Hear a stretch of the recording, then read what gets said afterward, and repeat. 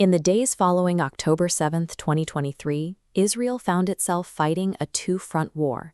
In the north, heavy rocket fire from Hezbollah forced nearly 96,000 Israeli citizens to abandon their homes and flee toward the center of the country.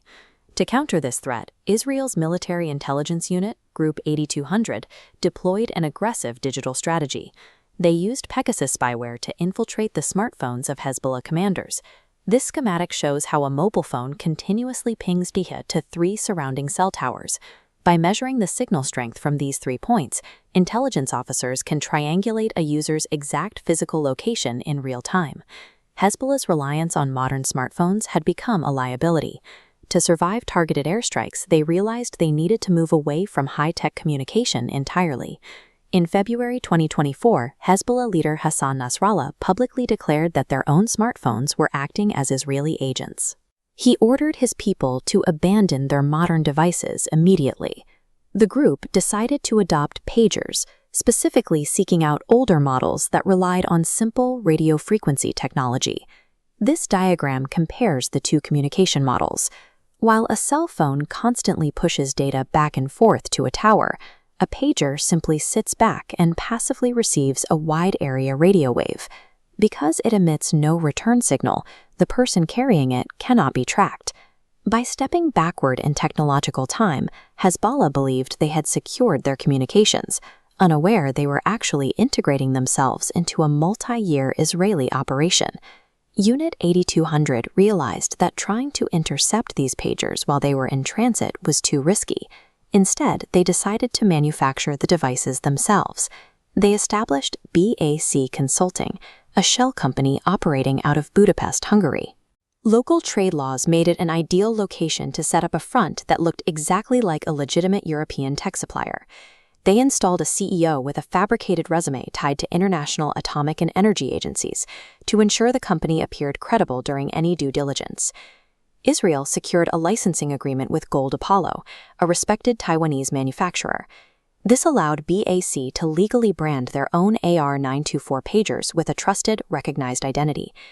Confident they were dealing through a secure, untraceable international channel, Hezbollah placed a bulk order for 5,000 of these specific units. By exploiting international corporate trust, Israel turned a standard B2B hardware transaction into a highly sophisticated Trojan horse. This cross-section maps the internal anatomy of a standard AR-924 pager: circuit board, screen, and dual battery compartment. The challenge was hiding a bomb inside without altering the device's weight or function. Inside that isolated compartment, operatives swapped one standard battery for a custom-engineered power source that looked completely identical. Zooming into that modified battery, we find a microscopic trigger chip wired to chemical explosive, tucked alongside a functioning chemical cell. That explosive compound was PETN. It's highly volatile and favored in covert operations because even a tiny 20-gram payload can create a lethal blast. By early 2024, the first batch of 3,000 rigged devices arrived in Lebanon. They were distributed into the pockets, cars, and homes of thousands of targets. Unit 8200 had weaponized the global hardware supply chain, placing thousands of dormant, remote-controlled explosives directly onto the belts of their adversaries.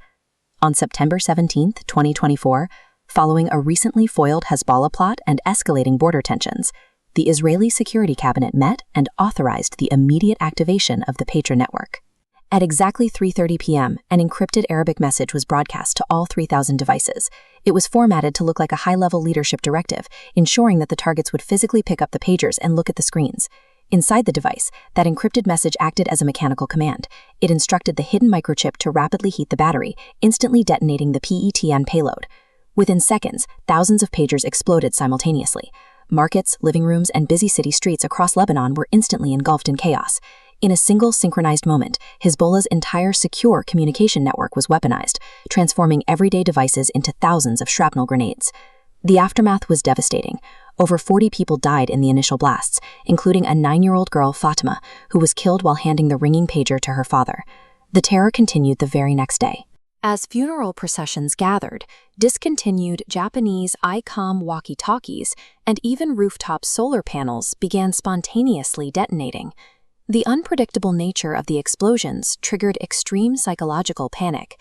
Civilians across the country began ripping the batteries out of their laptops and phones, terrified of what might blow up next. This operation demonstrated that the global supply chain is now an active front, a space where consumer technology can be intercepted and weaponized before it ever leaves the factory.